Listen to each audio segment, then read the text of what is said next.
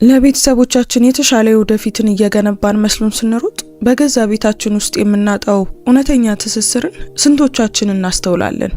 ይህ ታሪክ ሀብታሙና ስኬታማው ነጋዴ ሊዮናርዶ በስራ ተጠምዶ ቤቱን በረሳበት ቅጽበት ልጆቹን በጥላ ስር ሆና በፍቅር ስትንከባከብ የነበረችው ምስኪኗ ሰራተኛ ቢያትሪስ በአቅም ማጣት ደጃፉ ላይ ተዝለፍልፋ ስትወድቅ የተፈጠረውን አስደንጋጭ እውነት ይተርካል። ለመሆኑ የመንትዮቹ አክስት ማርታ ይህንን ስቃይ እያየች ለምን በዝምታ አለፈችው? መንትዮቹ ልጆችስ በየቀኑ አክስታቸው ቢያትሪስን ልታባረራት እንደምትችል እየሰሙ በምን አይነት የጭንቀት ዓለም ውስጥ ነበሩ? ሊዮናርዶ የዓለምን ትርፍ ያገኘ መስሎት የገዛ ቤተሰቡን እንዳጣ ሲረዳ ያረፈደ ጸጸትና የተሰበረ እምነት እንዴት ወደ አዲስ ህይወት ሊቀየር ቻለ? ይህንን ገንዘብ መገኘትን እንደማይተካና እውነተኛ የቤተሰብ ፍቅር ዋጋው ምን ያህል እንደሆነ የሚያሳይ አስገራሚ ታሪክ እስከ መጨረሻው ተከታተሉት። ሰላም ውድ ቤተሰቦቻችን እንደምን አላችሁ? ዛሬም ቀደም ሲል በሰማችሁት ቆንጆ በሆነ አዲስ ታሪክ ተመልሰን መጥተናል። ታሪኩን ከመጀመራችን በፊት ግን እስኪ ከየት ሆናችሁ እየተከታተላችሁት እንደሆነ ኮሜንት ላይ ጻፉልን። ያላችሁበትን ሀገር አሊያም የከተማችሁን ስም ንገሩን። እንዲሁም አሁን ይህንን ታሪክ እያዳመጣችሁ ባለበት ሰዓት በእናንተ ሀገር የሰዓት አቆጣጠር ስንት ሰዓት እንደሆነም ጻፉልን። አንዲት የደግነት ተግባር የሰውን ህይወት ትለውጣለች ብላችሁ የምታምኑ ከሆነ ላይክ አድርጋችሁ ጀምሩት። ምክንያቱም የእናንተ አንድ ላይክ ለቻናላችን እድገት ትልቅ ዋጋ አለው። እንደዚህ አይነት አስደናቂ የሆኑ ታሪኮችን መስማት የሚያስደስታችሁ ከሆነ ደግሞ ሰብስክራይብ በማድረግ ቤተሰባችንን ተቀላቀሉ። በየቀኑ የምንለቃቸው አዳዲስ ታሪኮችን እንዳያመልጣችሁ የደውል ምልክቱን ተጫኑ። አሁን በቀጥታ ወደ ዛሬው ታሪካችን እንለፍ። ሚስቱ የሞተችበት ሚሊዮነር በደጃፉ ላይ የወደቀችውን የቤት ሰራተኛ ይረዳል። ሊዮናርዶ ቢያትሪስን በጭንቀት ሊቀሰቅሳት እየሞከረ ትከሻዋን ይይዛታል። ወጣቷ ሴት በድንጋዩ ወለል ላይ ሳትንቀሳቀስ ምንም ምላሽ ሳትሰጥ ተኝታለች። መንትዮቹ ደንግጠው መጮህ ሳያቋርጡ አጠገቧ ያለቅሳሉ። ሊዮናርዶ ለአንድ ሰከንድ እንኳን አልጠበቅም። ቢያትሪስን በክንዶቹ በጥንቃቄ አንስቶ በፍጥነት ወደ መኪናው ተራመደ። መንትዮቹ እያለቀሱና እሷ ደህና ትሆናለች ወይ እያሉ እየጠየቁ ከበስተጀርባው ሲሮጡ ምን እንደሚል ስላላወቀ መልስ አልሰጣቸውም። ብቻ የጀርባውን በር ከፍቶ ወጣቷን ሴት ወንበሩ ላይ አስተኛት። ፊቷ ገርጥቶና ላብ አጥምቆት ነበር። አተነፋፈሷም ደካማ ግን የማያቋርጥ ነበር። የሱፍ ኮቱን አውልቆ እንደ ጊዜያዊ ትራስ ከራሷ በታች አደረገው። ልጆቹ እየጮሁ መኪና ውስጥ ገቡ እና ሊዮናርዶ ወደ ቅርብ ሆስፒታል በፍጥነት ነዳ። መንገዱ ማለቂያ የሌለው ይመስል ነበር። ቢያትሪስ አሁንም እየተነፈሰች መሆኑን ለማየት በየ5 ሰከንዱ በኋለኛው መስታወት ይመለከት ነበር። የአየር ማቀዝቀዣው ይበራ ቢሆንም እንኳን ላብ በግንባሩ ላይ ይፈስ ነበር። መንትዮቹ ከማልቀሳቸው የተነሳ አይኖቻቸው ቀልተው የፊተኛውን ወንበር ይዘው ወደ ኋላ ይመለከቱ ነበር እና ከነሱ አንዱ በደካማና በተስፋ መቁረጥ ድምጽ ጠየቀ፣ አባዬ አክስት ቢያትሪስ ልትሞት ነው እንዴ? እና ሊዮናርዶ አንድ ሰው በኃይል የጨመቀው ያህል ደረቱ ሲጠብ ተሰማው። ልጆቹ ለአንድ ሰው እንዲህ ሲጨነቁ አይቶ አያውቅም። ከ2 ዓመት በፊት እናታቸው ስትሞት እንኳን ይህንን አላደረጉም። ምናልባት ትንሽ ስለነበሩ ይሆናል። ያ ግን ግራ አጋባው እና በተመሳሳይ ጊዜ የማወቅ ጉጉት አደረበት።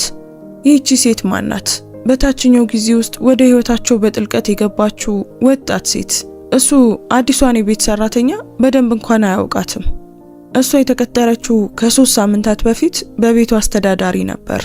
ማርታ በምትባል ትልቅ ሴት ከሰራተኞቹ ጋር የተያያዘውን ሁሉ የምትንከባከብ። ሊዮናርዶ ሁልጊዜም ከኩባንያው ዘግይቶ ይመጣል እና በማለዳ ይወጣ ነበር። ልጆቹን አያይም ነበር። ሳምንቱን ሙሉ ስብሰባዎች፣ ውሎች፣ ድርድሮች እና ድንገተኛ ጉዞዎች፣ ከደንበኞች ጋር ራት፣ የድርጅት ዝግጅቶች፣ ገንዘብ እና ስልጣንን የሚያካትት ነገር ሁሉ። ነገር ግን ፍቅርን ወይም እውነተኛ መገኘትን የሚያካትት ምንም ነገር በህይወቱ ውስጥ አልነበረም። በዚያ ቅጽበት መሪውን በኃይል ይዞና ልቡ እየመታ አንድ ነገር በጣም የተሳሳተ መሆኑን ተረዳ። አንዲት የቤት ሰራተኛ በቤት ደጃፍ ላይ መውደቋ የተለመደ ነገር አልነበረም። ልጆቹ ለሷ እንደዚያ ማልቀሳቸውም የተለመደ አልነበረም። እሱ ለአመታት ተሰምቶት የማያውቀው ጭንቀት እየተሰማው ከአንዲት የማያውቃት ሴት ጋር ወደ ሆስፒታል መሮጡም የተለመደ አልነበረም። ወደ ድንገተኛ አደጋ መግቢያ ሄደ። ልክ የእግረኛ መንገዱን ሊመታው ጥቂት ሲቀረው አቆመ። ቢያትሪስን እንደገና በክንዶቹ ውስጥ አቅፎ ወደ ውስጥ ሮጠ። በጉረነንና በተስፋ መቁረጥ ድምጽ እርዳታ ጠየቀ። 2 ነርሶች በቃሬዛ እየሮጡ መጡ። እናሱ ወጣቷን ሴት በጥንቃቄ ያስተኛት። ምን እንደተፈጠረ፣ ራሷን መታ እንደሆነ፣ ማንኛውም በሽታ ካለባት፣ የምትጠቀመው መድኃኒት ካለ ፈጣን ጥያቄዎችን መጠየቅ ጀመሩ። ሊዮናርዶ ምንም መመለስ አልቻለም። እሱ በቀላሉ እየተነፈሰ ተናገረ። በቤቴ ወለል ላይ ወድቃ አገኘኋት። ስለሷ ሌላ የማውቀው ምንም ነገር የለም። እና ነርሶቹ ቢያትሪስን በረጅም መስታወት በሮች ወደ ተዘጋ ክፍል ከመውሰዳቸው በፊት የጭንቀት እይታን ተለዋወጡ። እሱ ኮሪደሩ ላይ ቆመ። መንትዮቹ በእግሩ ላይ ተጣበቁ። በእያንዳንዱ ጎን እየተንቀጠቀጡና በዝቅተኛ ድምጽ እያለቀሱ ነበር። ጎንበስ ብሎ ሁለቱንም ባንድ ያቀፋቸው። የነሱ ተስፋ መቁረጥ በራሱ ደረት ላይ ሲገባ ተሰማው። ፍርሃቱ ትናንሽና ደካማ አካሎቻቸውን ሲያልፍ እየተሰማው ነበር። እሷ ደህና ትሆናለች፣ እሺ ቃል እገባለሁ። ምንም ነገር እርግጠኛ ሳይሆን ተናገረ። ያ እውነት ይሁን ወይም ልጆቹን ለማረጋጋት የተናገረው ውሸት እንደሆነ አላወቀም። ልጆቹ በጥቂቱ ተረጋጉ፣ ነገር ግን አልለቀቁትም። አባታቸውን የማጣት ፍርሃት ያላቸው ይመስል ማንኛውም መለየት የመጨረሻ ሊሆን እንደሚችል ሁሉ። ሊዮናርዶ የእጅ ሰዓቱን ተመለከተ። ከምሽቱ 1 ሰዓት አልፎ ነበር። እዚያ መሆኑን ለማንም አላሳወቀም ነበር። ለኩባንያው፣ ለጸሐፊው፣ ለባልደረቦቹ፣ ለማንም። ከሱፍ ሱሪው ኪስ ውስጥ ስልኩን አውጥቶ ወደ ማርታ ደወለ። የቤቱ አስተዳዳሪ በሁለተኛው ጥሪ ላይ በጭንቀት ድምጽ መለሰች እና እሱ ምን እንደተፈጠረ በፍጥነት አስረዳት። እሷ ዘላለማዊ ለሚመስሉ ጥቂት ሰኮንዶች በዝምታ ቆየችና በሚንቀጠቀጥና ጥፋተኝነት በተሞላ ድምጽ ሊዮናርዶ፣ ጌታዬ ሊዮናርዶ፣ ላንተ ልነግርህ የሚገባ ነገር አለ። ቀደም ብዬ ልነግርህ የሚገባኝ ነበር። እና እሱ ቁጣ መነሳት እንደጀመረ እየተሰማው ግንባሩን አጨማደደ። ምንድነው ማርታ ብሎ ጠየቀ። እሷ በሌላኛው የመስመር ጫፍ ላይ በጥልቀት ተነፈሰች እና በዝቅተኛ ድምጽ ቀጠለች። ቢያትሪስ ለጥቂት ቀናት ደህና አልነበረችም። እዚህ ቤት ውስጥ 2 ጊዜ ወድቃለች። አንድ ጊዜ በልብስ ማጠቢያ ክፍል ውስጥ እና ሌላ ጊዜ ደግሞ በኩሽናው ውስጥ። ወደ ሐኪም ቤት እንድትሄድ ጠየቅኳት። እሷ ግን ገንዘብ እንደሌላት፣ ይሄ በራሱ እንደሚሻሻል ድካም ብቻ እንደሆነ ነገረችኝ። እኔ የምወስደውን የደም ግፊት መድኃኒት ሰጧት፣ ግን ብዙ ይጠቀማት አይመስለኝም። ሊዮናርዶ አሁን ቁጣው በትክክል ሲነሳና በደረት ውስጥ ሲፈነዳ ተሰማው። ለምን ይሄንን ቀደም ብለሽ አልነገርሽኝም ማርታ? ለምን ሁኔታው እዚህ ደረጃ እንዲደርስ ፈቀድሽ? እሱ ባጠገቡ ያሉትን ልጆች እንዳያስደነግጥ የድምጹን ቃና ለመቆጣጠር እየሞከረ በተለወጠ ድምጽ ጠየቀ። ማርታ በሌላኛው ወገን በጭንቀት ከባድ እንዳልሆነ አስቤ ነበር። እሷ ዝም ብላ የደከማት መስሎኝ ነበር።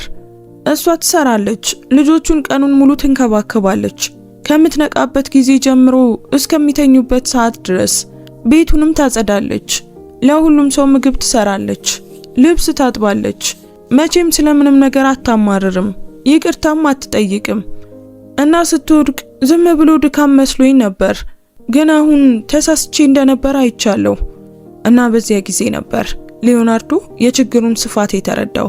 ቢያትሪስ ቤቱን ለማጽዳት የቀጠራት የቤት ሰራተኛ ብቻ አልነበረችም። እሷ የሞግዚትነትን ስራና በተግባር ምትክናትነትን በአንድ ጊዜ እየሰራች ነበር። ይህ ሁሉ መሰረታዊ ነገሮች እንኳን በቅጡ ለማይሸፍን ደሞዝ።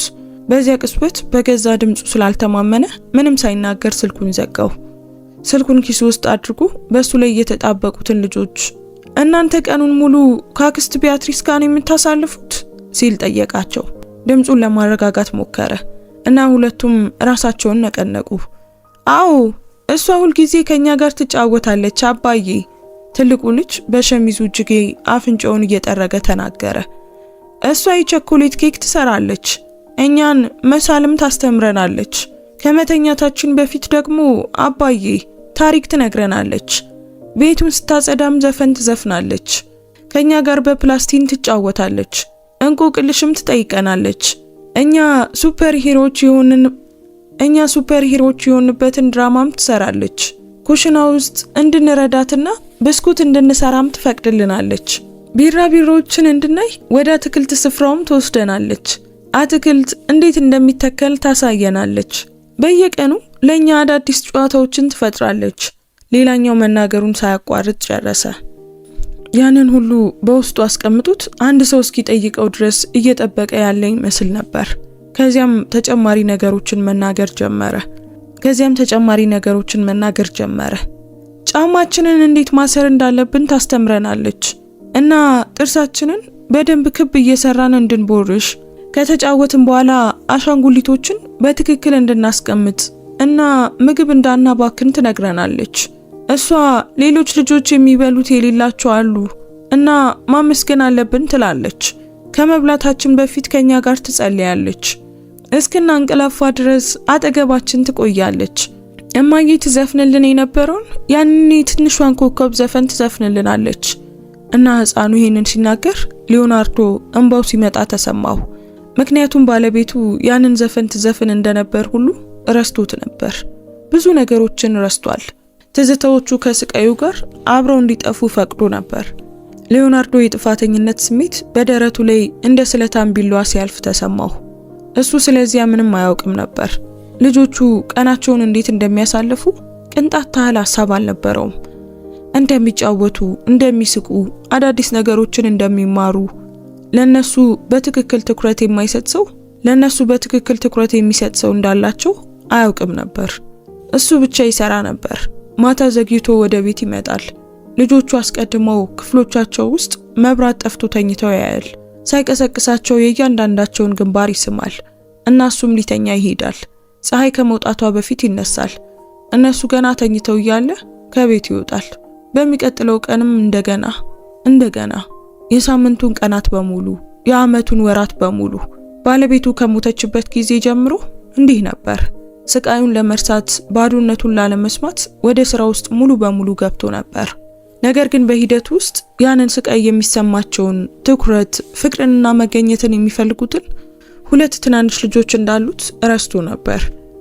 እሱ በገዛ ቤት ውስጥ መንፈስ ሆኖ ነበር። ለገዛ ልጆቹ እንግዳ፣ ሂሳብ የሚከፍል ስም እንጂ እዚያ በትክክል ያለ ሰው አልነበረም እና አሁን እዚህ ሆስፒታል ውስጥ ነበር። በደንብ እንኳን የማያውቃት ነገር ግን ልጆቹ እንደ ቤተሰብ እንደሚያጡት እናት የሚወዷት ሴት ጉዳይ አሳስቦት ነበር። ከመጣች ገና 3 ሳምንቷ የሆነችው ሴት። የሕክምና ክፍሉ በር በደረቅ ድምፅ ተከፈተ እና ንጹህ ነጭ ኮት የለበሰች ወጣት ሐኪም በእጇ ሰሌዳ ይዛና በፊቷ ላይ ከባድ ስሜት እየታየባት ነበር። ሊዮናርዶ በፍጥነት ተነሳ። ማዞር ሲመታው ተሰማው። ነገር ግን ችላ ብሎ ልጆቹ አሁንም በእግሮቹ ላይ እንደተጣበቁ ወደ እሷ ሄደ። እሷ እንዴት ናት ዶክተር? ደህና ትሆናለች? እሱ በጭንቀት ጠየቀ። ድምፁ ከተለመደው በላይ ከፍ ብሎ እየወጣ ነበር። ሐኪሟ እሱን ተመለከተች። ከዚያም ልጆቹንና እንደገና እሱን። እሷ አሁን ነቅታለች። ማረጋጋት ችለናል። ደሟ በጣም ዝቅተኛ ነበር፣ በአደገኛ ሁኔታ ዝቅተኛ። ምናልባትም በከባድ የውሃ ጥም እና ለረጅም ጊዜ ተስማሚ ምግብ ባለማግኘት የተነሳ አካሏ ጥበቃ ለማድረግ ሲል ዝም ብሎ ተዘጋ። የመጨረሻውን ጊዜ ሙሉ ምግብ የበላችሁ መች ነበር? ሊዮናርዶ የዚህን ጥያቄ መልስ አያውቅም ነበር። እሱ በሐኪሟ እይታ ውስጥ ፍርዱ እየተሰማው ዝም አለ። እሷም ይበልጥ በከባድ ቃና ቀጠለች። ለጥቂት ሰዓታት በሴረም ውስጥ ተወዋለሁ እና የደም ማነስና ሌሎች የአመጋገብ ጉድለቶችን ለማረጋገጥ አንዳንድ የደም ምርመራዎችን አደርጋለሁ። ነገር ግን በአካላዊ ምርመራው መገምገም እንደቻልኩት እሷ ከአቅሟ በላይ እየሰራችና ሊኖራት ከሚገባው በላይ በጣም ያነሰ እየተመገበች ነው። ይህ ደግሞ በጣም አደገኛ ነው። ተደጋጋሚ መውደቅን፣ የልብ ምት መዛባትን፣ የአካል ክፍሎች መጎዳትንና እንዲያውም ወዲያውኑ ካልታከመ የበለጠ ከባድ ነገርን ሊያስከትል ይችላል።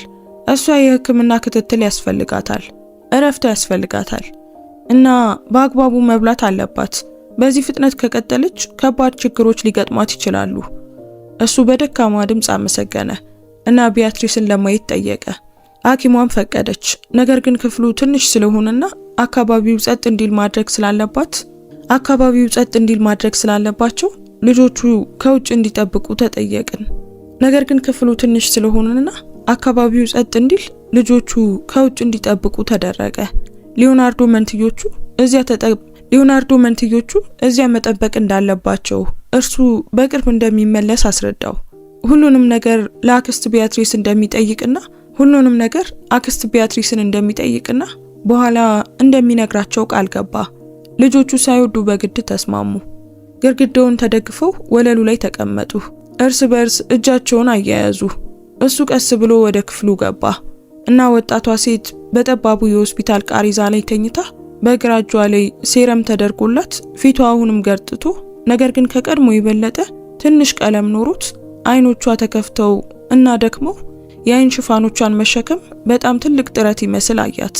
የሱን መገኘት ስታስተውል ወደ ጎን ዞረች። ራሷን ወደ ጎን አዞረች እና በቃሪዛው ላይ ለመቀመጥ ፈለገች። እሱ ግን ዝም እንድትል በእጁ ፈጣን ምልክት አደረገ። ተረጋጊ፣ መነሳት አያስፈልግሽም፣ እዚያው ረፍት አድርጊ። ቀስ ብሎ በአልጋው አጠገብ እስኪሆን ድረስ ተቃረበ። ቢያትሪስ በእፍረት እይቷን አውርዳ በጉረነንና በዝቅተኛ ድምፅ አጉረመረመች። ይቅርታ አቶ ሊዮናርዶ፣ እኔ በእርሶ ላይ ስራ ማብዛት አልፈለኩም ነበር። ይህንን ሁሉ ሁከት መፍጠር አልፈለኩም ነበር። በቅርቡ ደህና እሆናለሁ እና ነገውኑ ወደ ስራ እመለሳለሁ። ይህ እንደገና እንደማይከሰት ቃል እገባለሁ። እና እሱ ራሱን በኃይል ነቀነቀ። አንቺ ስራ አላበዛሽብኝም ቢያትሪስ፣ ነገም ሆነ ከዚያ ወደ ስራ አትመለሽም። አስፈላጊውን ጊዜ ያህል ማረፍ አለብሽ። ነገር ግን ከዚያ በፊት አንድ የሆነ ነገር መረዳት አለብኝ። እንደታመምሽ ለምን አልነገርሽኝም? ለምን ይሄን ከሰው ሁሉ ደበቅሽው? ለምን? እሷ የታችኛው ከፈሯን በኃይል ነከስ አድርጋ በድጋሚ በደካማ ድምጽ በጥቂቱ እየተንቀጠቀጠች መለሰች። እኔ መረበሽ አልፈለኩም። አንተ አስቀድሞ የምትፈታው ብዙ ነገር አለ፣ ብዙ ኃላፊነት፣ በስራ ላይ ብዙ ጫና አለብህ እና እኔ ደግሞ ይህንን ስራ ፈልጓለሁ፣ በጣም እፈልጓለሁ። ስለ አንድ ነገር ካማረርኩ ስራውን መወጣት እንደማልችል አስበህ ልታባረረኝ ትችላለህ እና እኔ ደግሞ ይህንን ስራ ማጣት አልችልም በፍጹም። የምንከባከባት እናት አለችኝ፣ ታማለች። በየቀኑ መድኃኒቶች ያስፈልጓታል። ያንን መግዛት የምችለው ደግሞ እኔ ብቻ ነኝ። ይህንን ስራ ካጣው እኔ ምን እንደምሆንና እናቴ ምን እንደምትሆን ስለ ሁሉም ነገር አላውቅም። ሊዮናርዶ በዚህ አስከፊ የጥፋተኝነት ስሜት ከአፍረት ጋር ተቀላቅሎ ደረቱ እንደገና ሲጠብ ተሰማው። አንቺ በእውነት እኔ ይህንን አደርጋለሁ ብለሽ ታስቢያለሽ? ቢያትሪስ፣ ስለታመምሽ እርዳታ ስለፈለግሽ የማባረርሽ ይመስልሻል? ብሎ በቀጥታ አይኖቿን እየተመለከተ ጠየቃት እና እሷ በደካማ እንቅስቃሴ ትከሻዋን ሰበቀች። ሁሉም ሰው ያንን ያደርጋል ጌታዬ። እኔ በህይወቴ በብዙ ቤቶች ውስጥ ሰርቻለሁ፣ በብዙ ነገር ውስጥ አሳልፌያለሁ። ብዙ ሰዎች ከዚያ በታች በሆነ ነገር ሲባረሩም አይቻለሁ እና ሁልጊዜም እንዲሁ ነበር። እኛ ስለ አንድ ነገር እናማርራለን፣ በሚቀጥለው ቀን በአግባቡ እንኳን ሳይከፈለን እንባረራለን። ልክ ሊጣል እንደሚችል ነገር እንቆጠራለን። እንደ እውነተኛ ሰው ሳይሆን ስሜት እንደሌለው፣ ቤተሰብ እንደሌለው። ስለዚህም እኛ ዝም ማለትን፣ ሁሉንም ነገር መታገስን፣ መቼም አለማማረርን፣ እስክንወድቅ ድረስ መስራትን እንማራለን። ያንን ሁሉ እያሰላሰለ የእነዚያን ቃላት ጥንካሬ፣ ከጀርባቸው ያለውን ጥሬ እውነት እያሰላሰለ ለረጅም ሰኮንዶች በዝምታ ቆየ። እሱ ለሱ ስለሚሰሩት ሰዎች ህይወት መቼም አስቦ አያውቅም ነበር። ሁልጊዜም አንዳቸውን በመሰረታዊ አክብሮት ይይዝ ነበር። ሁልጊዜም ደሞዝ በትክክለኛው ቀን ይከፍል ነበር። ሲጠየቅ ፍቃድ ይሰጥ ነበር። እሱ ጨዋ ነበር። በማንም ላይ ጮኸ አያውቅም። ነገር ግን መቼም እውነተኛ ተሳትፎ አድርጎ አያውቅም። ደህና እንደሆኑ፣ አንድ ነገር እንደሚያስፈልጋቸው፣ ቤት ውስጥ ችግር እንዳለባቸው፣ በችግር ውስጥ እንደሚያልፉ፣ ህልም እንዳላቸው፣ ፍርሃት እንዳላቸው መቼም ጠይቆ አያውቅም። እሱ በትክክለኛው ቀን መክፈሉ በቂ እንደሆነ ያስብ ነበር። የአሰሪነት ሚናውን እንደተወጣ ያስብ ነበር። አሁን ግን ቢያትሪስ እዚያ በሆስፒታል ቃሪዛ ላይ ገርጥታና ደክማ የታመመች ብትሆንም እንኳን ስራዋን የማጣት ፍርሃት እንዳላት ሲያይ በቂ እንዳልነበር፣ መቼም እንዳልነበር፣ ፍትሃዊ መሆን ማለት በሰዓቱ መክፈል ብቻ ሳይሆን ሰዎችን እንደ ሙሉ የሰው ልጅ ማየት መሆኑን ተረዳ። አንቺ ዛሬ እዚህ ትተኛለሽ፣ ሐኪሟ አስፈላጊዎችን ምርመራዎች ታደርጋለች እና ነገ ማለዳ ላይ እኔ ልወስድሽ እመጣለሁ። ከዚያ በኋላ ስለ ሁሉም ነገር፣ ስለ ስራው፣ ስለ ጤናሽ፣ ስለ ልጆቹና ስለ እናትሽ ልትነግሪኝ ስለሚገባሽ ነገር ሁሉ በአግባቡ እንነጋገራለን አለ በጽኑ ድምጽ። ለክርክር ምንም ቦታ አልተወም እና እሷ ደንግጣ አይኖቿን አበሰች። ግን አቶ ሊዮናርዶ፣ እኔ ስራ መስራት አለብኝ።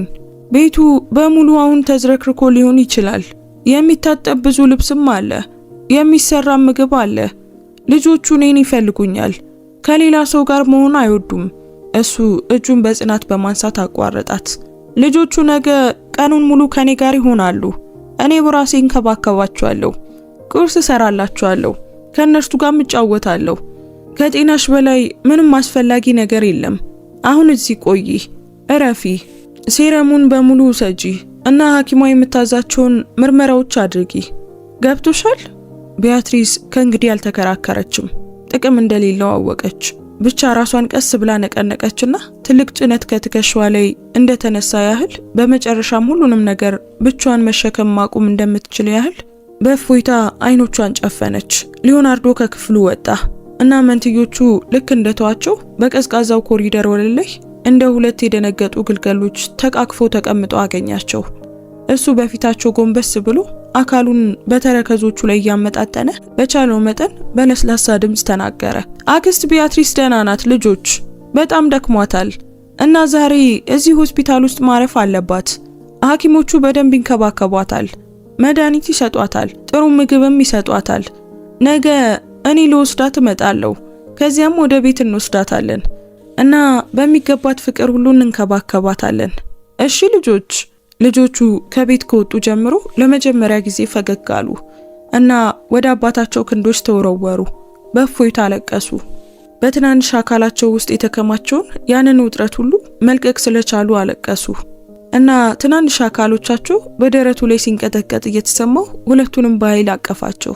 እንግዳ ነገር ነበር። ለረጅም ጊዜ ተሰምቶት የማያውቅ ስሜት፣ የመጠበቅ፣ በእውነት የመገኘት፣ እውነተኛ አባት የመሆን ጥልቅ ፍላጎት እንጂ ሐሳብ የሚከፍል እና አልፎ አልፎ ለመልካም ምሽት መሳም የሚመጣ ስም ብቻ አለመሆን። ወደ ቤት በተጫነ ዝምታ ተመለሱ። ልጆቹ በመንገድ ላይ ከማልቀሳቸው የተነሳ ደክሟቸው ተኙ እና ሊዮናርዶ በመጨረሻ ዘና ያሉትን ፊቶቻቸውን እያየ፣ ሰላማዊ አተነፋፈሳቸውን እያየ፣ እዚያ ላይ የታተመውን የዋህነት እያየ በየደቂቃው በኋለኛው መስታወት እየተመለከተ ቀስ ብሎ ይነዳ ነበር። ወደ ቪላው ሲደርሱ 6 መኪናዎችን መያዝ በሚችለው በትልቁ ጋራዥ ውስጥ አቆመ። ሞተሩን አጠፋና ልጆቹ ሲተኙ ዝም ብሎ በመመልከት ለጥቂት ሰኮንዶች እዚያው ቆመ። ከዚያ ከመኪናው ወጥቶ የጀርባውን በር በጥንቃቄ ከፈተና በእያንዳንዱ እጁ አንድ ልጅ ተሸክሞ ወደ ቤት ውስጥ አስገባ። ከዚያም ከመኪናው ወጥቶ የጀርባውን በር በጥንቃቄ ከፈተና በእያንዳንዱ እጁ ተሸክሟቸው ወደ ቤት ውስጥ ገባ። እንዳይቀሰቅሳቸው በጥንቃቄ ሰፊውን ደረጃ ወጣ። ሁለቱም ቀላል ነበሩ፣ ነገር ግን እጆቹ ክብደት መሸከምን አልለመዱም ነበር። እያንዳንዳቸው የራሳቸው ያጌጠና ትልቅ ክፍል እንዳላቸው አያውቅም። እያንዳንዳቸው የራሳቸው ያጌጠና ትልቅ ክፍል እንዳላቸው እንኳን አያውቅም። ሁለቱንም በአንድ አልጋ ላይ ያስተኛቸው። ነገር ግን በዚያ ምሽት አብረው መሆን ነበረባቸው። የእርስ በርስ መገኘትን መስማት ነበረባቸው። ሁለቱንም በላሊ ሰማያዊ አንሶላ ከደናቸው። ትራሶቹን አስተካከለ። ከእያንዳንዳቸው ግንባር ላይ ጸጉራቸውን ገለል አደረገ እና በመጨረሻም ዘና ባሉ ፊቶችና በሰላማዊ አተነፋፈስ ሲተኙ ዝም ብሎ በመመልከት ለረጅም ደቂቃዎች እዚያው ቆመ። እሱ ይህንን ካደረገ ዓመታት እንዳለፉ ተረዳ። ልጆቹ በገዛ እጆቹ እንዲተኙ ካደረገ የመጨረሻውን ጊዜ አያስታውሰውም ነበር። እዚያ ቆይቶ እነርሱ ሲተኙ ዝም ብሎ የተመለከተበትን የመጨረሻ ጊዜ አያስታውስም። በአባትና በልጆች መካከል ያለውን ያንን እውነተኛ ትስስር የተሰማበትን የመጨረሻ ጊዜ አያስታውሰውም። ምንም ድምጽ ሳያሰማ በሩን እየዘጋ በክፍሉ ቀስ ብሎ ወጣ። ምንም ድምጽ ሳያሰማ በሩን እየዘጋ ከክፍሉ ቀስ ብሎ ወጣ እና ወደ ትልቁና ባዶ ኩሽና ወረደ። ከማይዝግ ብረት የተሰራውን ግዙፍ ፍሪጅ ከፈተና በምግብ የተሞላ መሆኑን አየ። በጥሩ የእጅ ጽሑፍ በእጅ የተጻፉ መለያዎች የተለጠፉባቸውን የልጆቹን ስምና የአገልግሎት ማብቂያ ቀናትን የሚያመለክቱ በትክክል የተደራጁ የምግብ ዕቃዎች ነበሩ። ሁሉም በቢያትሪስ የተደረጉ፣ ሁሉም አስቀድሞ የታቀዱ፣ ሁሉም በጥንቃቄና በፍቅር የታሰቡ። እሱ የዛሬው ቀን የተቀመጠበትን አንዱን የምግብ ዕቃ ወስዶ የፕላስቲክ ክዳኑን ከፈተ። ነጭ በደንብ የበሰለ ሩዝ፣ የተቀመመ ጥቁር ባቄላ፣ የተከፈተ የዶሮ ስጋ ከአትክልት ጋር እና የቲማቲም ሰላጣ ነበር። ቀላል ምግብ፣ ነገር ግን በትኩረት የተሰራ ልክ በሆነ ቅመም። ምንም እንኳን የምግብ ዕቃ ብቻ ቢሆንም ውብ አቀራረብ ያለው። እሱ ማይክሮዌቭ ውስጥ አደረገው፣ ለ3 ደቂቃዎች አሞቀው እና በዚያው ሙሉ በሙሉ ያልተለመደ ቀን ውስጥ ስለተፈጠሩት ነገሮች ሁሉ እያሰበ በዚያው ቆመ። የእብነበረድ ጠረጴዛውን ተደግፎ በላ። እንደ ሁልጊዜው ጠዋት ከቤት ወጥቶ ነበር። በዕለት ተዕለት እንቅስቃሴው ውስጥ ሌላ ተራ ቀን ብቻ እንደሚሆን አስቦ በቅንጦት መኪናው ወደ ድርጅቱ ሄዶ ነበር። ስለ ገበያ መስፋፋት ረጅም ስብሰባዎች ላይ ተካፍሎ ነበር። አስቸኳይ የሚመስሉ ነገር ግን በውስጡ ያን ያህል አስፈላጊ ያልሆኑ የቢሮክራሲ ችግሮችን ፈቶ ነበር። ባለፈው ሳምንት በዓለም ላይ በጣም አስፈላጊው ነገር ይመስል የነበረውን የ2 ሚሊዮን አስፈላጊ ውል ተፈራርሞ ነበር። ከባለ ሀብቶች ጋር ምሳ በልቶ ነበር። በአንድ ውድ ሬስቶራንት ውስጥ አንድ ምግብ ቢያትሪስ በአንድ ሳምንት ውስጥ ከምታገኘው በላይ ዋጋ በሚያስከፍልበት ሁሉንም ነገር እንደ ሁልጊዜው ያገኛል ብሎ በማሰብ ከሰዓት በኋላ በአንድ ሬስቶራንት ውስጥ አንድ ምግብ ከባለ ሀብቶች ጋር ምሳ በልቶ ነበር። አንድ ምግብ ቢያትሪስ ከአንድ ሳምንት ውስጥ ከምታገኘው በላይ በሚያስከፍልበት ሁሉንም ነገር እንደ ሁልጊዜው ያገኛል ብሎ በማሰብ ከሰዓት በኋላ ወደ ቤት ተመልሶ ነበር። ጸጥ ያለ የተደራጀ ነገር ግን ሁሉንም ነገር የቀየረ ሁሉንም ነገር ገለባብጦ ያሳየ እና ስለ ገዛ ህይወቱ ምን ያህል ተሳስቶ እንደነበር እንዲያስተውል ያደረገውን ትዕይንት አገኘ። የሱ ልጆች በደንብ እንኳን ለማያውቃት ሰው በጭንቀት እያለቀሱ ነበር። አንዲት ሴት በቤቱ ደጃፍ ፊት ለፊት ባለው የድንጋይ ወለል ላይ ወድቃለች እና አሁን እሱ በኩሽና ውስጥ ብቻውን ነበር። በሷ የተሰራውን ምግብ እየበላ ስለሷ እያሰበ ስለ ልጆቹ እያሰበ ህይወቱን በሙሉ እንዴት እንዲያልፍ እንደፈቀደ እያሰበ በትክክል በህይወት ምን አስፈላጊ እንደሆነ ሳይረዳ ገንዘብ መገኘትን እንደማይተካ ሳይረዳ የሙያም ስኬት ፍቅርን እንደማይተካ በሚሊዮን የሚቆጠሩ ውሎች እቅፎችን እንደማይተኩ ሳይረዳ መብላቱን ጨረሰ። አጠገቡ ዘመናዊ የእቃ ማጠቢያ ማሽን ቢኖርም እንኳን ሳህኑንና ሹካውን ገንዳ ውስጥ አጠበው። ሁሉንም በኩሽና ጨርቅ አድርጎ ቁም ሳጥን ውስጥ አስቀመጠ። አሁንም እያሰበ ወደ ክፍሉ ወጣ።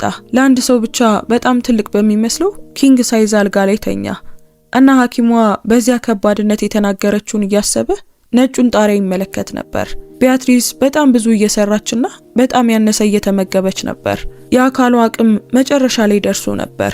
ይህ ማለት እሱ ሳያስተውል እሱ በጣም ተጠምዶ እያለ ገንዘብ እያገኘና ውሎችን እየፈረመ እያለ እሷ ቤቱንና ልጆቹን ለመንከባከብ ራሷን ሙሉ በሙሉ መስዋዕት እያደረገች ነበር ማለት ነው። እሱ ለልጆቹ የተሻለ ወደፊት እየገነባ እንደሆነ እየመሰለው ነገር ግን በእውነቱ ከአሁን ጊዜ እየሸሸ ነበር። ከስቃዩ እየሸሸ ነበር። እውነተኛ አባት የመሆን ኃላፊነቱን እየሸሸ ነበር። በምልከታ ጠረጴዛው ላይ ስልኩን ወስዶ በማያ ገጹ ላይ ለሚታየው ለማንኛውም ነገር ትኩረት ሳይሰጥ ማህበራዊ ሚዲያዎችን ማዳረስ ጀመረ። የደስተኛ ሰዎችን ፎቶዎች፣ አስቂኝ ቪዲዮዎች፣ እሱ ስለማያውቃቸው ሰዎች ዜናዎች። ከዚያ በኋላ የመልእክት መተግበሪያውን ከፈተውና ዝም ብሎ ችላ ያላቸውን በደርዘን የሚቆጠሩ የሥራ ማሳወቂያዎችን አየ። የጸሐፊዎች መልእክት ስለ ነገው ስብሰባ፣ የባልደረቦች መልእክት ስለ አዲስ ፕሮጀክት ምላሽ፣ የደንበኞች መልእክት ቀጠሮ ለመያዝ የሚፈልጉ። በብዙ ዓመታት ውስጥ ለመጀመሪያ ጊዜ ስለ ንግድ፣ ስለ ውሎች፣ ስለ ገንዘብ፣ ስለ ኢንቨስትመንትና ስለ መስፋፋት፣ ስለ ትርፍ ማሰብ አልፈለግም። እሱ በገዛ ቤቱ በገዛ ልጆቹ እና እሱ ባልነበረበት ጊዜ እነሱን ስትንከባከብ በነበረው ሴት ላይ ምን እንደተፈጠረ መረዳት ብቻ ነበር የፈለገው። እሱ አይምሮ ታውኮ ዘግይቶ ተኛ እና ማለዳ ላይ መንትዮቹ ባልጋው ላይ እየዘለሉ በደስታ እየጮሁ ሲቀሰቅሱት ነቃ። አባዬ ንቃ ንቃ! ዛሬ አክስት ቢያትሪስን ልንወስዳት እንሄዳለን። ትላንት ቃል ገብተህልናል። ሳያቋርጡ እየዘለሉ ጮሁ እና ሊዮናርዶ በድካም ፈገግ አለ። በትልቁ መስኮት በኩል የሚገባውን ጠንካራ ብርሃን እየለመደ አይኖቹን ቀስ ብሎ ከፈተ። ተነስቶ ለመታጠብ ሄደ። በፎጣ ተጠቅልሎ ከሻወር ሲወጣ ልጆቹ አስቀድመው ልብሳቸውን ለብሰው በክፍሉ በር ላይ እየጠበቁት ነበር። ጫማ አድርገውና ጸጉራቸውን ልጆች ብቻ በሚችሉት በተጣመመ መንገድ አበጥረው ነበር። እሱ ከለመደው በላይ በፍጥነት ተዘጋጀ። ብዙ ጊዜ የማይለብሰውን ተራ ልብስ፣ ጥቁር ጂንስ ሱሪና ነጭ ፖሎ ሸሚዝ ለበሰ። ሱፍ የለም፣ ከረባት የለም፣ የሱፍ ጫማም የለም። ከሁለቱ ወንዶች ጋር ወደ ኩሽና ወረደ እና በአመታት ውስጥ ለመጀመሪያ ጊዜ በገዛ እጆቹ ቁርስ ለማዘጋጀት ወሰነ። ነገሮችን እየፈለገ ቁም ሳጥኖቹን ከፈተ። የዳቦ ቶስት አገኘ። በርካታ ቁርጥራጮችን ቶስተር ውስጥ አደረገ። ቅቤ ቀባው እና ዝግጁ ሲሆኑ በፍሪጅ ውስጥ ያገኛቸውን ፍራፍሬዎች በመጭመቅ የተፈጥሮ ጭማቂ አዘጋጀ። በደንብ መጠቀም በማያውቀው ቢላዋ ሙዝና ፓፓያ ከትፎ ሁለቱንም በትልቁ ጠረጴዛ ላይ አደረገ። ልጆቹ አባታቸውን ኩሽና ውስጥ እውነተኛ ምግብ ሲሰራ በማየታቸው ተገረሙ። በደስታ እየተፍነከነኩ በአንድ ጊዜ ጠረጴዛው ላይ ተቀመጡ። አባዬ በእውነት አንተ ምግብ መስራት ትችላለህ ማለት ነው? እኔ ይህንን አላውቅም ነበር። አንደኛው አይኖቹን አፍጥጦ ጠየቀ እና ሊዮናርዶ እውነተኛ ሳቅ ሳቀ። አንዳንድ ወጣት እያለው የተማርኳቸው መሰረታዊ ነገሮችን ማድረግ እችላለሁ፣ ነገር ግን አክስት ቢያትሪስ ከምታደርገው ጋር የሚወዳደር ምንም ነገር የለም። እሷ ከኔ በጣም የተሻለች ናት በቅንነት መለሰ እና ሁለቱም ራሳቸውን በኃይል ነቀነቁ። እሷ በመላው ዓለም ላይ ምርጡን የቸኮሌት ኬክ ትሰራለች እና ምርጡን ማካሮኒ በቺዝ፣ ምርጡን ፓንኬክ፣ ምርጡን የእንጆሪ ጭማቂ። ሌላኛው ጣዕሞቹን በማስታወስ ብቻ ከንፈሩን እየላሰ ተናገረ እና ሊዮናርዶ ከበሉ በኋላ ያንን ሁሉ በውስጡ መዘገበ። በፍጥነት አብረው ወደ ሆስፒታል ወጡ። ገና ማለዳ ስለነበር ትራፊኩ ሰላማዊ ነበር። በ20 ደቂቃ ውስጥ ደረሱ። ወደ ሆስፒታሉ መስተንግዶ ሲገቡ ቢያትሪስ አስቀድሞ ተለቃ እየጠበቀች ነበር። እሷ ሰማያዊ የፕላስቲክ ወንበር ላይ ተቀምጣ የመድኃኒት ከረጢት በእጇ ይዛና ማርታ በማለዳ ይዛላት የመጣችውን ንጹህ ልብስ ለብሳ ነበር። ሊዮናርዶ ገና ጎ ሳይቀድ የሰጣትን የስልክ መመሪያዎች በመከተል እሷ ሊዮናርዶና መንትዮቹ በአውቶማቲክ በሩ ሲገቡ ስታይ ቀስ ብላ ተነሳች። አሁንም ደካማ ነበረች እና ደካማ ብትሆንም ግን እውነተኛ ፈገግታን አሳየች። ልጆቹ እንደ ሁለት ሮኬቶች ሮጡና ወጣቷን ሴት ወለሉ ላይ ሊጥሏት ጥቂት እስኪቀራቸው ድረስ እግሮቿን በኃይል አቀፏት። እሷ ሊወርዱ የሚችሉትን እንባዎቿን በአይኖቿ ይዛ የሁለቱንም ራስ አሻሸች እና ጥቂት እርምጃዎችን ወደ ኋላ ቆሞ ሁሉንም በትኩረት የሚመለከተውን ሊዮናርዶን አየችው። አመሰግናለሁ አቶ ሊዮናርዶ፣ ለሁሉም ነገር አመሰግናለሁ፣ በእውነት ከልቤ ነው አለች በዝቅተኛ ድምጽ። ከተሰማት ስሜት የተነሳ ድምጿ ሊጠፋ ጥቂት ሲቀረው እና እሱም ራሱን ነቀነቀ። አሁን ወደ ቤት እንሂድ ቢያትሪስ፣ ስለዚህ የምንነጋገረው ብዙ ነገር አለ። አሁንም በመመለሻ መንገድ ላይ ሊዮናርዶ መንትዮቹ በኋላው ወንበር ላይ በዝቅተኛ ድምጽ ሲያወሩ አንዱ ሌላኛውን ሲጎነትል ሰማ። መጀመሪያ ለመናገር ማን ድፍረት እንደሚኖረው እየወሰኑ እንዳሉ ሁሉ ይመስሉ ነበር። ቢያትሪስ እነሱን ለማረጋጋት ፈገግ ለማለት ሞከረች። ነገር ግን እጇ የመድኃኒት ከረጢቱን ይዞ ይንቀጠቀጥ ነበር። ሊዮናርዶ አይኖቹን በመንገዱ ላይ አድርጎ ነበር፣ ነገር ግን ትኩረቱ በሙሉ በዚያ ማጉረምረም ላይ ነበር። በመጨረሻም ከልጆቹ አንዱ ማልቀስ እየቀደመው በአንድ ጊዜ ተናገረ። እሱም አሁንም አልጠፋም ነበር። አባዬ እኛ በሷ ላይ የምትጮህና የምታባርራት መስሎን ነበር። ሊዮናርዶ ሆዱ ሲገለባበት ተሰማው። ወደ ኋላ ሳይመለከት መለሰ። ለምን እንደዚህ ያሰባችሁ? ሌላኛው መንትያ የቢያትሪስን እጅ ያዘና ጊዜውን የማጣት ፍርሃት ስላለው በበለጠ ፍጥነት ተናገረ። ምክንያቱም ከዚህ በፊት ሆኗል አባዬ፣ ከሌላኛዋ ሴት ጋር። ቢያትሪስ የአረፍተ ነገር የጎዳትን ያህል ለአንድ ሰከንድ አይኖቿን ጨፈነች። ሊዮናርዶ በጥቂቱ ፍሬን ያዘ፣ በጥልቀት ተነፈሰ እና በበለጠ ጽናት ጠየቀ፣ የትኛዋ ሌላ ሴት? ሁለቱም ወንበሩ ላይ ተንቀሳቀሱ፣ እርስ በርስ ተያዩ እና የመጀመሪያው እንደገና መናገር ጀመረ። ከዚህ በፊት እማዬ ስትታመም እኛን ተንከባከብ የነበረችው ሴት፣ እሷ ሁሉንም ነገር ታደርግ ነበር። ከዚያም አንድ ቀን ኩሽና ውስጥ ማልቀስ ጀመረች እና ቀድማ ለመሄድ ጠየቀች። እሷ ትኩሳት ነበራት። እናንተ አይሆንም አልካት፣ እንግዳ አለ አልካት። እሷ ከሄደች በሚቀጥለው ቀን እና እሷም ሄደች። በሚቀጥለው ቀን እንደገና አልተመለሰችም። ማርታም እሷ ስራ እንደለቀቀች ተናገረች። እሷ ግን በጣም አልቅሳ ነበር አባዬ። ሊዮናርዶ ፊቱ ሲቃጠል ተሰማው። ያ ትዝታ ሙሉ በሙሉ መጣ። እንደ ሰበብ ሳይሆን እሱ እንዲጠፋ ይመርጠው የነበረው ትዕይንት ሆኖ እሱ እነዚያን ቃላት እንዲሁ ተናግሮ ነበር፣ አነስተኛ ችግርን እንደሚፈታ ሰው እና ከጀርባው የሚተወውን ውድመት ሳያስተውል ወደ ቀጣዩ ቀጠሮ ሄዶ ነበር። መሪውን በበለጠ ኃይል ያዘ። እኔ በእናንተ ላይ ተሳስቻለሁ አለ በዝቅተኛ ድምጽ። መንትዮቹ ዝም አሉ። ቢያትሪስ የፊተኛውን ወንበር ተመለከተች። ጉሮሯ ተጨምቁና በጥንቃቄ አጉረመረመች። እሱ ሰዎችን የማጣት ፍርሃት ብቻ ነው ያለው አይደል አቶ ሊዮናርዶ? ወደ እሷ ሳይመለከት መለሰ። ይመስለኛል እና ማንም ለጥቂት ሰኮንዶች አልተናገረም። ያ የመኪናው ድምጽና የቢያትሪስ አጭር አተነፋፈስ ብቻ። ወደ ደጃፉ ሲደርሱ ልጆቹ እሷ የወደቀችበትን ቦታ በማየታቸው ብቻ እንደገና አይናቸውን ባቀረረ። ቢያትሪስ ብቻዋን ለመውረድ ሞከረች፣ ነገር ግን እግሮቿ ዝልፍልፍ አሉ እና ሊዮናርዶ ፈጣን ነበር። እጇን ይዞ በጽናት ደገፋት። ቀስ በይ። እሷ በፍረት ወደ ኋላ ለማፈግፈግ ሞከረች።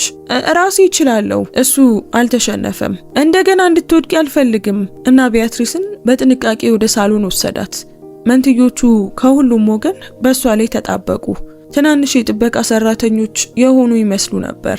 ሊዮናርዶ መነጋገር ስላለባቸው ወደ ላይ ወጥተው ጥቂት እንዲጫወቱ ጠየቃቸው። ልጆቹ ተቃወሙ። እኛ መቆየት እንፈልጋለን አባዬ።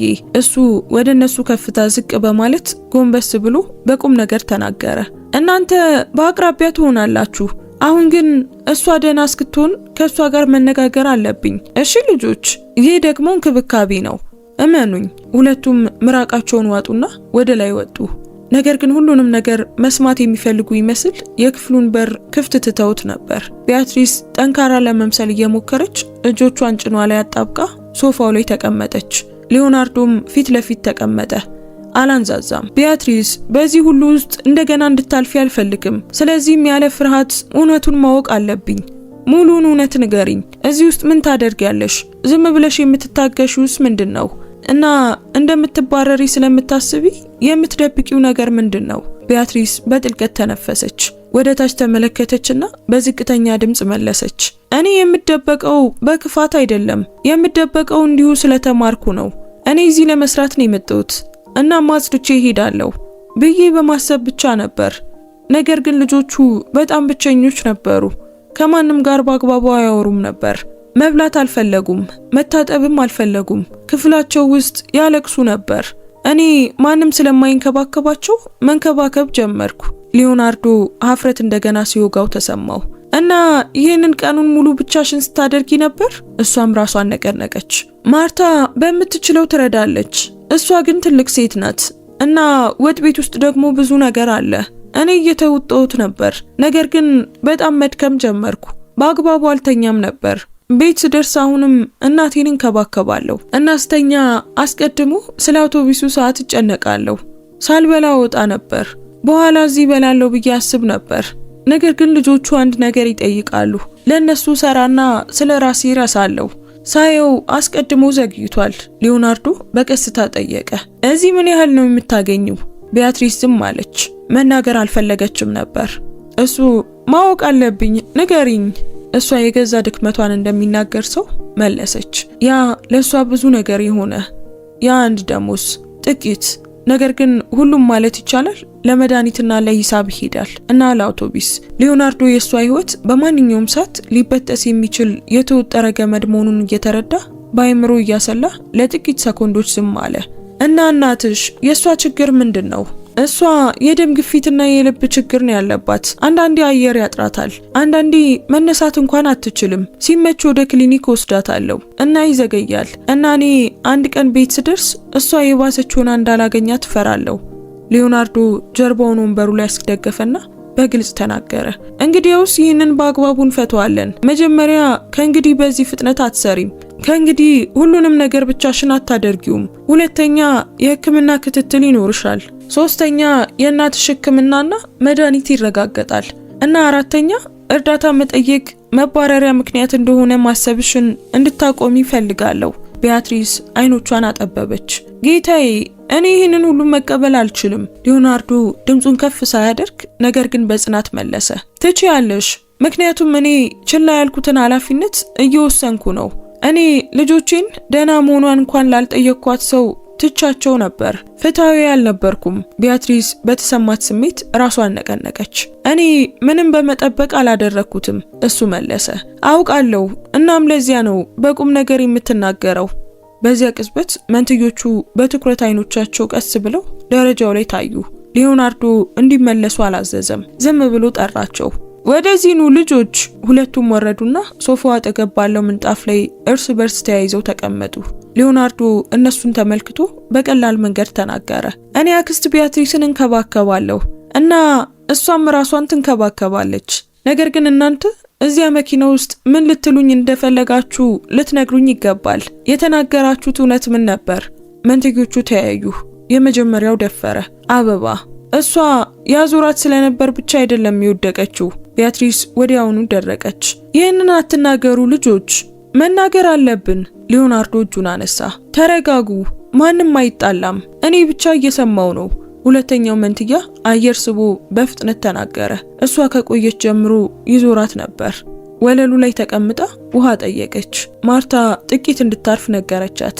ነገር ግን በኋላ ላይ ማርታ አንድ ነገር ለመፍታት ወጣች እና እኛ አክስት ቢያትሪስ አሁንም ለማጽዳት ስትሞክር አየናት እና እሷ ሁሉንም ነገር ዝግጁ ካላደረገች አንተ እንደምትቆጣ ተናገረች። ምክንያቱም ቤቱ ፍጹም መሆን ነበረበት። ቢያትሪስ በአፍረት አይኖቿን ጨፈነች። እኔ እንዲህ አላልኩም፣ ሊዮናርዶ መለሰ። ምንም እንኳን በእነዚህ ቃላት ባትለውም እኔ የተረዳሁት ይህንን ነው። የመጀመሪያው መንትያ አሟለሁ። ተጨማሪም አለ አባባ። ማታ ስናልቅስ ከኛ ጋር ትቆይ ነበር። እሷ እንደማትሄድ ትነግረን ነበር። ነገር ግን እኛ እሷ በማንኛውም ቀን ልትባረር እንደምትችል በስልክ ስታወራ ሰማናት እና እሷ ኩሽና ውስጥ በዝቅተኛ ድምፅ አለቀሰች። እኛ እንዳላየናት አስመሰልን። ቢያትሪስ እጇን አፏ ላይ ያደረገች። እንባዎቿ መውረድ ጀመሩ። ከድራማ ሳይሆን ከድካም ከተከማቸ ፍርሃት። ሊዮናርዶ ቀስ ብሎ ተነሳና ወደ እሷ ሄደ። ያለ ፈቃድ ለመንካት ሳይሆን በእሷ ላይ እንዳልሆነ ግልጽ ለማድረግ። ቢያትሪስ፣ እኔ ስለፈራሽ አልቀጣሽም። እኔ ያመጣሁትን አርማለሁ እና ዛሬ ማታ ከማርታ ጋር እነጋገራለሁ እና የሚረዳ ሌላ ሰውም እቀጥራለሁ፣ በትርፍ ሰዓትም እንኳን ቢሆን እና አንቺ ሰዓት እረፍትና ምግብ ይኖርሻል። ይህ ሁሉ ደግሞ ውለት አይደለም፣ አነስተኛ ነገር ነው። ቢያትሪስ ፊቷን አበሰች። እኔ ልጆቹ ሌላ ማጣትን እንዲያልፉ አልፈልግም። ሊዮናርዶ መንትዮቹን ተመልክቶ መለሰ። እኔም አልፈልግም እና መጀመሪያ የማደርገው ነገር እዚህ ውስጥ እንግዳ መሆንን ማቆም ነው። በጥልቀት ተነፈሰና ቀጠለ። ከዛሬ ጀምሮ እኔ ቀድሜ ቤት እገኛለሁ እና እናንተን ትምህርት ቤትም ወስዳችኋለሁ፣ እመልሳችኋለሁ። አብረን እራት እንበላለን እና መጓዝ ሲያስፈልገኝ አስረዳችኋለሁ። ዝም ብዬ አልጠፋም። መንትዮቹ እንደሚያምኑት ሳያሳውቁ ዝም ብለው ቀሩ። ሊዮናርዶን በፊታቸው ጎንበስ አለ። እኔ ከዚህ በፊት ቃል የገባሁትና ያላሟላሁት ነገር እንዳለ አውቃለሁ።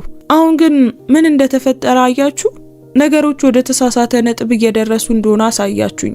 እኔ ከእንግዲህ ይሄንን አልፈልግም። ያንንም ደግሞ በተግባር አሳያችኋለሁ።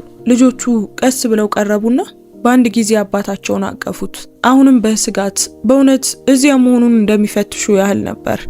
ሊዮናርዶ ሁለቱንም ያዘና ቢያትሪስን ተመለከተ። አንቺ አሁንም ሁሉንም ነገር መወሰን አያስፈልግሽም። ነገር ግን ታርፊያለሽ፣ ውሃ ትጠጫለሽ፣ ትበያለሽ እና ቀድመሽ ትተኛለሽ። ቢያትሪስ ለመነሳት ሞከረች። እኔ ቢያንስ ምሳ መስራት አለብኝ። እሱ ወደ ኩሽናዋ መለከተ። እኔ እሰራለሁ እና እናንተ ሁለታችሁ ደግሞ ትረዱኛላችሁ። መንትዮቹ አይኖቻቸው ሰፋ። ምን? እኛ? አዎ እናንተ። እና ያለ ብዙ ሁከት ሁለቱም በዚያ ቀን ለመጀመሪያ ጊዜ ሳቁ። ወደ ኩሽና ሄዱ። ሊዮናርዶ ከፍሪጅ ውስጥ ቀላል ነገሮችን አወጣ። የተዘጋጀ ሩዝ፣ የተዘጋጀ ባቄላ፣ አስቀድሞ በክፍል የተዘጋጀ ስጋ፣ ሁሉም ከዚህ በፊት በቢያትሪስ የተደራጁ። እሷ ራሷን የምታስጨንቅ ለሌሎች መንገዱን ምን ያህል ቀላል እንደምታደርገው ተረዳ። ልጆቹ ሳህን በጠረጴዛው ላይ በማስቀመጥ ረዱ። ሊዮናርዶ ቅመሙን አሳሳተው። እነሱም ሳቁ፣ እሱም ሳቀ። ቢያትሪስ ለረጅም ጊዜ ራሷን ፈቅዳለት የማታውቀው አይነት እፎይታ እየተሰማት ተቀምጣ ትዕይንቱን ትመለከት ነበር። እሷ ቀስ ብላ ተነሳችና ግድግዳውን እየተደገፈች ወደ ኩሽናው ሄደች። መንትዮቹ ወደ እሷ ሮጠው መጡና እጇን በጥንቃቄ ያዟት። ሊዮናርዶም በጽኑ ድምፅ መቀመጥ አለብሽ አለ። ቢያትሪስ እኔ እናንተን በቅርብ ርቀት ማየት ፈልጌ ነው አለች። እሱ ከጠረጴዛው ወንበር ሳብ አድርጎ በኩሽናው መግቢያ ላይ ያደረገው። እንግዲያውስ እዚህ ተቀመጪና እኛ ስንሰራ ተመልከቺ። እሷም ተቀመጠችና በሳምንታት ውስጥ ለመጀመሪያ ጊዜ ሌላ ሰው ለእሷ እንዲያደርግላት ፈቀደች። ከምሳ በኋላ ሊዮናርዶ ወደ ግል ክሊኒክ ደውሎ ዝርዝር ነገሮችን ሳይቀንስ ሁኔታውን በሙሉ አስረዳ። ለነገው ቀን ለቢያትሪስ ቀጠሮ ያዘ እና እናቷም ለአስቸኳይ ድንገተኛ ቦታ እንዲሰጥ ጠየቀ። ተቀባዩዋ ወደሚቀጥለው ሳምንት ለመግፋት ሞከረች። እሱ ግን አልተቀበለም። ስሙን ጠቀሰ። ሁልጊዜም የነበረውን ነገር ግን መቼም ተጠቅሞበት የማያውቀውን ተሰሚነቱን ተጠቀመ። ስልኩን ዘጋና ቢያትሪስን ተመለከታት። ነገ ጠዋት ወደ ሐኪም ቤት ትሄጃለሽ እና እኔም አብሬ ሄዳለሁ። እሷ ለመቃወም ሞከረች። አያስፈልግም አቶ ሊዮናርዶ። እሱ ግን አቋረጣት። ያስፈልጋል፣ ምክንያቱም ብቻሽን ከሄድሽ ሁሉንም ነገር አቅለሽ ታያለሽ እና ደህና ነኝ ብለሽ ታስቢያለሽ። እኔ ይህንን ባህሪ አውቀዋለሁ። ቢያትሪስ ለመከራከር አቅም አልነበራትም። ብቻ ተስማማች። ከሰዓት በኋላ ማርታን በቤተ መጻሕፍት ክፍል ውስጥ ለከባድ ውይይት ጠራት። በሩን ዘጋውና በቀጥታ ሄደ። ቢያትሪስ በቤት ውስጥ እየታመመች ሳለ ለምን እንዳላሳወቅሽኝ ማወቅ ፈልጋለሁ አላት። ማርታ ራሷን አዘነበለች። ጌታዬ፣ እኔ እሷ እያጋነነች መስሎኝ ነበር። እነዚህ አዳዲስ ወጣት ሴቶች አንዳንዴ ድራማ ይሰራሉ። ሊዮናርዶ ቁጣ ሲነሳበት ተሰማው፣ ነገር ግን ተቆጣጠረው። ድራማ? እሷ እዚህ ቤት ውስጥ 2 ጊዜ ወድቃለች እና 1 ጊዜ ደግሞ በደጃፉ ላይ።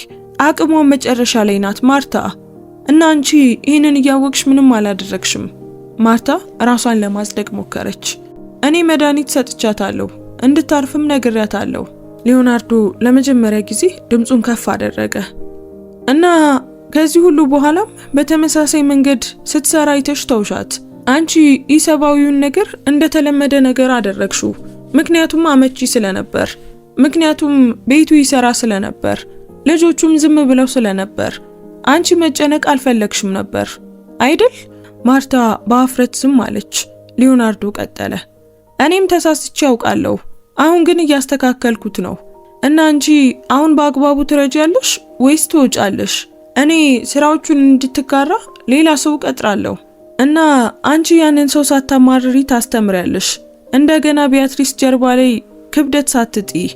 ገባሽ? ማርታ ነቀነቀች። አዎ ጌታዬ። እሱ በሩን ከፈተ። መሄድ ትችያለሽ። ወጣች። በዚያች ምሽት መንትዮቹ እንደገና በአንድ ክፍል ውስጥ ለመተኛት ጠየቁ። ሊዮናርዶም ፈቀደ። ካልጋው ዳርቻ ላይ ተቀመጠ። ስለ እናታችሁ ማውራት ትፈልጋላችሁ? ሁለቱም ዝም አሉ። ከዚያም ከነሱ አንዱ በዝቅተኛ ድምፅ ተናገረ። አክስት ቢያትሪስ ዘፈኑን ትዘፍንልናለች። ሊዮናርዶ ምራቁን ዋጠ። እኔ ሰምቼዋለሁ፣ ግን በመርሳቴ አፍሬያለሁ እና እንደገና እማራለሁ። ሌላኛው መንትያ ጠየቀ። አንተ እንደገና ትሄዳለህ እንዴ አባዬ? ሊዮናርዶ ወደ አይኖቹ እየተመለከተ ልጆች፣ እኔ ለስራ እወጣለሁ፣ ነገር ግን እመለሳለሁ እና በአንድ ቀን ባልመለስ እንኳን አሳውቃለሁ፣ አስረዳችኋለሁ። እናንተ ሁልጊዜም ልትደውሉልኝ ትችላላችሁ። ልጆቹ አሁንም እየተጠራጠሩ ቢሆንም ዝም ብለው ራሳቸውን ነቀነቁ። ሊዮናርዶ መብራቱን አጠፋ። ከክፍሉ ወጣ። በኮሪደሩ በኩል አልፎ የእንግዳውን ክፍል በር በከፊል ተከፍቶ አየ። ቢያትሪስ አልጋው ላይ ተቀምጣ የመድኃኒት ከረጢቱን ትመለከት ነበር። ነገር ግን እሷ ደርሳበት የነበረው የአቅም ገደብ ማስታወሻ ይመስል ነበር። እሱ የበሩን ፍሬም በለስላሳው አንኳኳ። መግባት እችላለሁ? ራሷን ነቀነቀች። እሱ ገባና በጥንቃቄ ተናገረ። ይቅርታ ልጠይቅሽ ፈልጌ ነበር። ዛሬ ስለተፈጠረው ሳይሆን ከዚያ በፊት እንዲከሰት ስለፈቀድኩት። እኔ በስራ ተደብቄ ነበር እና ቤቱን ከውስጥ ጥዬው ነበር። ቢያትሪስ በቅንነት መለሰች። እኔ አንተ ላይ ለመፍረድ ማንም አይደለሁም። እኔ እርዳታ የሚፈልጉ 2 ህፃናትን ብቻ አየሁ። ሊዮናርዶ ራሱን ነቀነቀ። እና አንቺ እኔ ላደርገው የሚገባኝን ነገር አደረግሽ። አንቺ የመገኘት ድፍረት ነበረች። ቢያትሪስ እኔ እማራለሁ፣ አስተካክላለሁ። ልጆቼ ተስፋ አድርገው ከዚያ እንደገና እንዲያጡ አልፈልግም። ሊዮናርዶ መለሰ። ተረድቻለሁ። እንግዲያውስ ደረጃ በደረጃ አድርገዋለሁ። መጀመሪያ እምነት ገነባለሁ። እሱ ከመውጣቱ በፊት በሩ ላይ ቆመና አንቺም አንድ ነገር መማር አለብሽ ቢያትሪስ። አንቺ ሊጣል የሚችል ነገር አይደለሽም። ሁል ጊዜም ዋጋሽን ማረጋገጥ አያስፈልግሽም። አንቺ አስቀድሞ ዋጋ አለሽ። እሱ አልመለሰችለትም። ነገር ግን እንባዎቿ ሲፈሱ ተሰማት። በዚህ ጊዜ ይበልጥ ቀለል ብለው ነበር።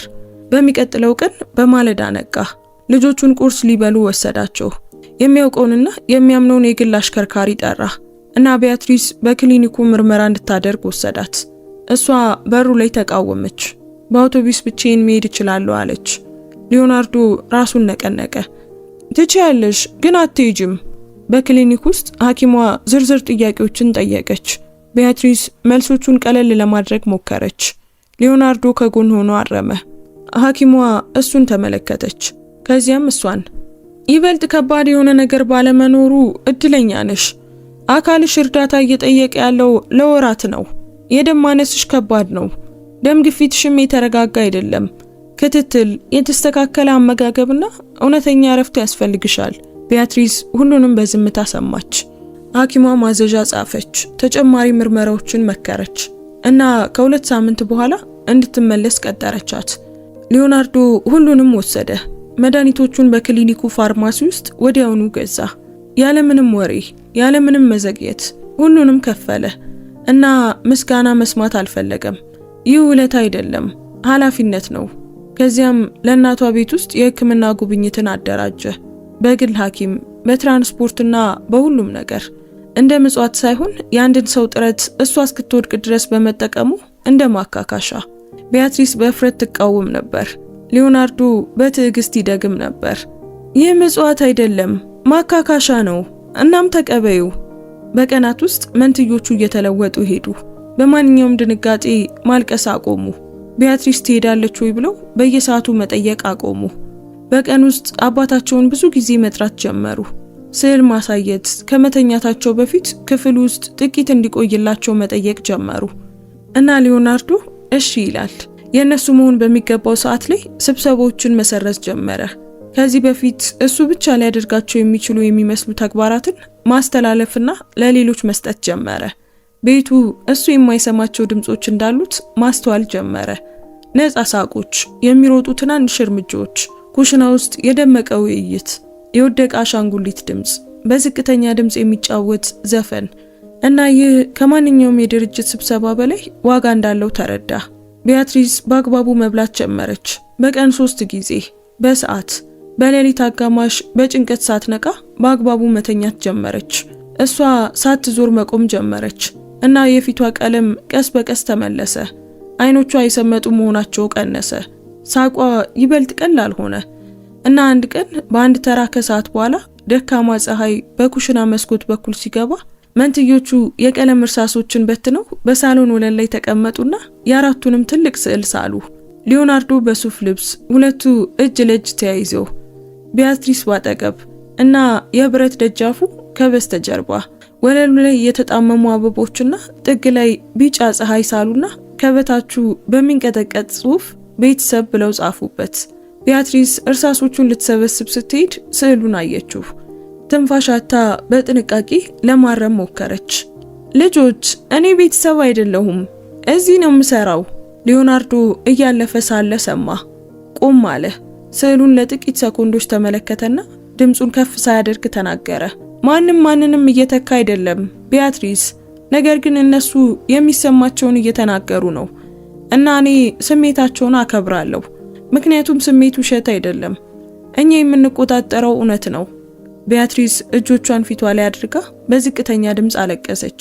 እኔ መስራትና ወደ ቤት መመለስ ብቻ ነበር የፈለግኩት፣ ሊዮናርዶ መለሰ። እና አሁን በክብር ትሰሪያለሽ፣ በበለጠ ደህንነት ወደ ቤትሽ በጥሩ ሁኔታ ትመለሻለሽ እና ራስሽን ሳትጎጂ እናትሽን መንከባከብም ትችያለሽ። ማንም አንቺን እዚህ እያሰረሽ አይደለም፣ ነገር ግን ማንም እየጣለሽም አይደለም። መንትዮቹ ቢያትሪስን ከሁለቱም ወገን አቀፏት። እሷ ሁለቱንም ያዘችና አለቀሰች። በዚያ ምሽት ሊዮናርዶ ልጆቹን ወደ ሳሎን ጠራ። ቢያትሪስ ምን ሊል እንደሆነ አሁንም ስጋት እያደረባት በአቅራቢያ እንድትቆይ ጠየቀ። እሱ ሶስቱንም እየተመለከተ በቁም ነገር ተናገረ። እኔ አንድ አስፈላጊ ነገር እንድትረዱ ፈልጋለሁ። አክስት ቢያትሪስ የራሷ ህይወት አላት፣ እናትና ቤት አላት፣ የራሷ የሆኑ ገደቦችም አሏት።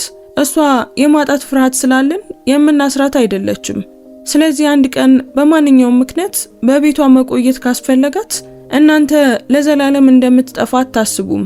እናንተ እንደምትመለስ ታውቃላችሁ። ምክንያቱም አሁን እኛ እንነጋገራለን፣ እናስረዳለን እና አንጠፋም። ተስማምተናል? ሁለቱም ራሳቸውን ነቀነቁ እና አንደኛው በጽኑ ድምጽ መለሰ፣ ተስማምተናል፣ ነገር ግን አንተም አትጥፋ አባባ። ሊዮናርዶ ወዲያውኑ መለሰ፣ አልጠፋም ልጄ። እና ሳምንት ከሳምንት በኋላ፣ ወር ከወር በኋላ ተተካ። የነሱ ፍርሃት ወደ ጥሩ ልምድ እስኪቀየር ድረስ እና ጥሩ ልምድ ደግሞ ወደ እውነተኛ እምነት እስኪቀየር። እሱ ከምሽቱ 1 ሰዓት በፊት ቤት መገኘት ጀመረ። ከልጆቹ ጋር እራት መብላት ጀመረ። በቤት ስራ ማገዝም ጀመረ።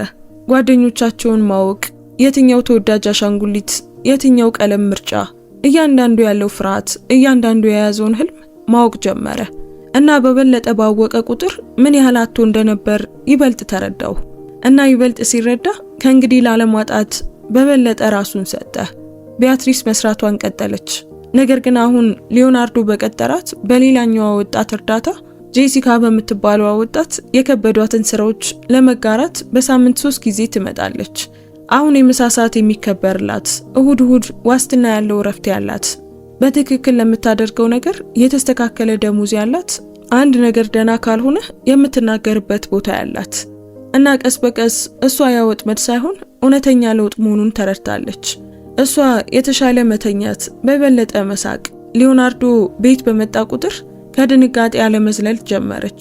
ከጀርባው ጥያቄ እንደሚመጣ ሳታስብ ምስጋናዎችን መቀበል ጀመረች።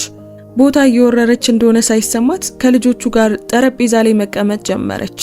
ራስን መንከባከብ ራስ ወዳድነት እንዳልሆነ መረዳት ጀመረች። እናቷም ሊዮናርዶ ባዘጋጀው የሕክምና ክትትል ለውጥ አመጡ።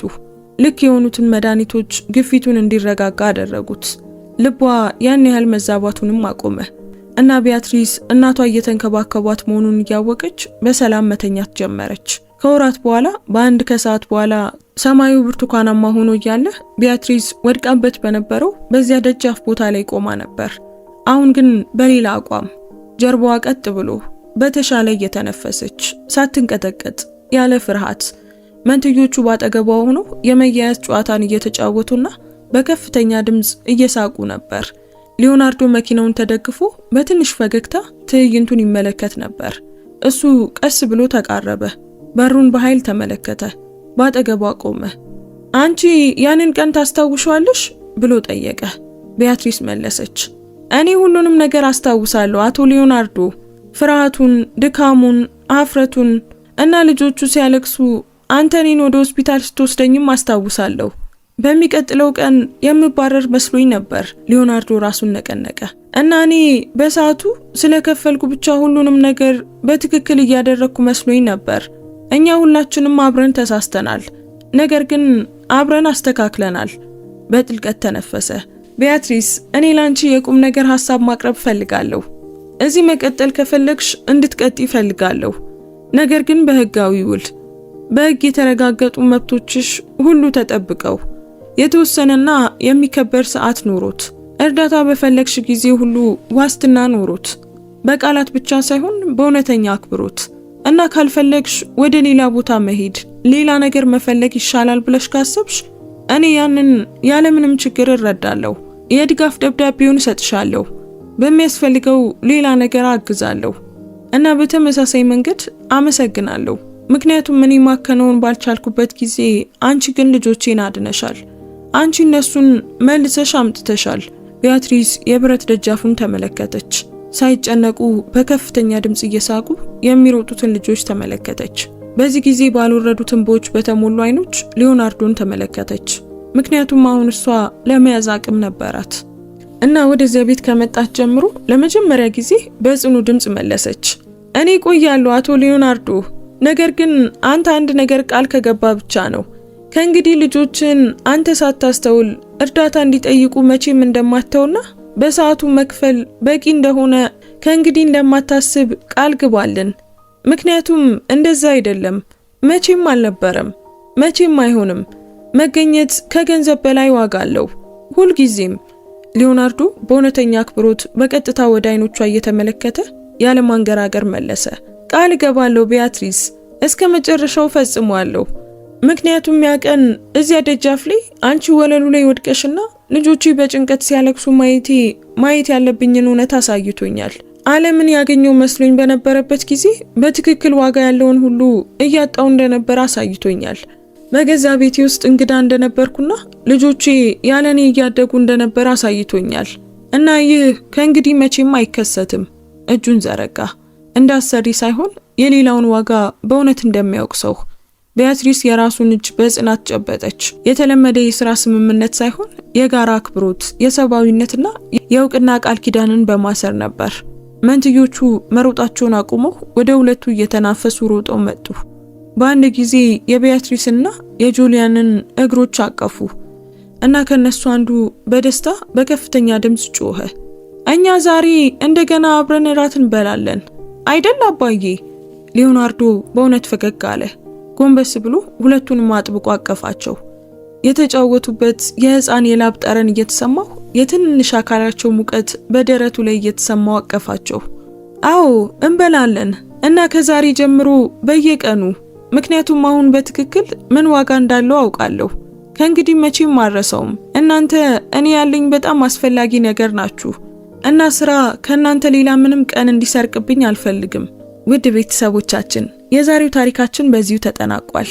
ታሪኩን እንዴት አገኛችሁት? ምንስ ተማራችሁበት? ወደዳችሁት? እስኪ ኮሜንት ላይ ሐሳብ አስተያየታችሁን ጻፉልን።